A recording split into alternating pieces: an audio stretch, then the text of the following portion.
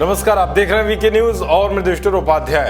अपनी विस्तारवादी नीतियों से पड़ोसी देशों की जमीनों को हड़पने की कोशिश करने वाला चालबाज चीन इन दिनों बुरा फंसा हुआ है। अमेरिका से लेकर रूस और जापान से लेकर ऑस्ट्रेलिया, ब्रिटेन और भारत जैसे देशों ने चीन को सबक सिखाने का मन बना लिया है।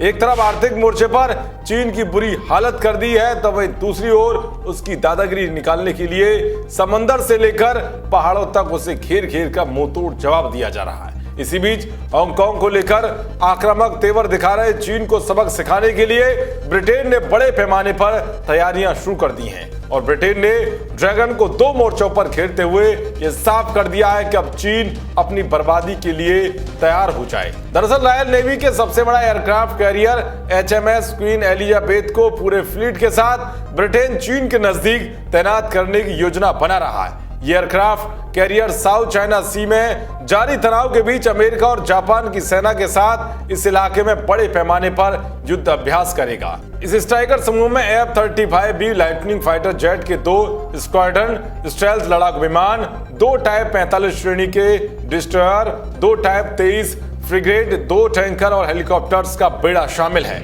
माना जा रहा है कि इसके चीन के नजदीक युद्धाभ्यास करने से दोनों देशों के बीच तनाव और गहरा हो सकता है। वहीं चर्चा है कि इस युद्धाभ्यास में ऑस्ट्रेलिया और कनाडा को भी आमंत्रित किया जा सकता है। इन दोनों देशों से भी चीन के संबंध निचले स्तर पर हैं। उधर हांगकांग को लेकर जारी तनाव के बीच ब्रिटेन ने चीनी कंपनी हुआवे को 5G नेटवर्क बनाने को लेकर बैन कर दिया है। ब्रिटिश सरकार ने टेलीकॉम कंपनियों को आदेश दिया है कि वे 2027 तक 5G नेटवर्क से हुआवे के सभी उपकरणों को हटा दें। इससे पहले अमेरिका ने भी हुआवे के सभी उपकरणों को प्रतिबंधित किया था।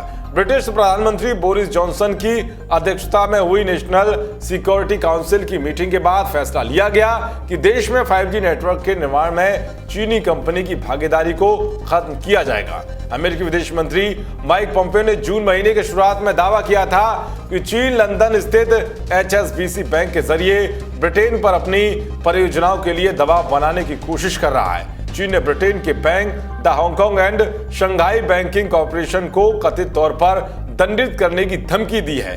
उसने कहा था कि अगर ब्रिटेन हुआवे को उसका 5G नेटवर्क बनाने की अनुमति नहीं देगा तो वो भी ब्रिटेन में परमाणु ऊर्जा संयंत्रों के निर्माण का अपना वादा तोड़ देगा।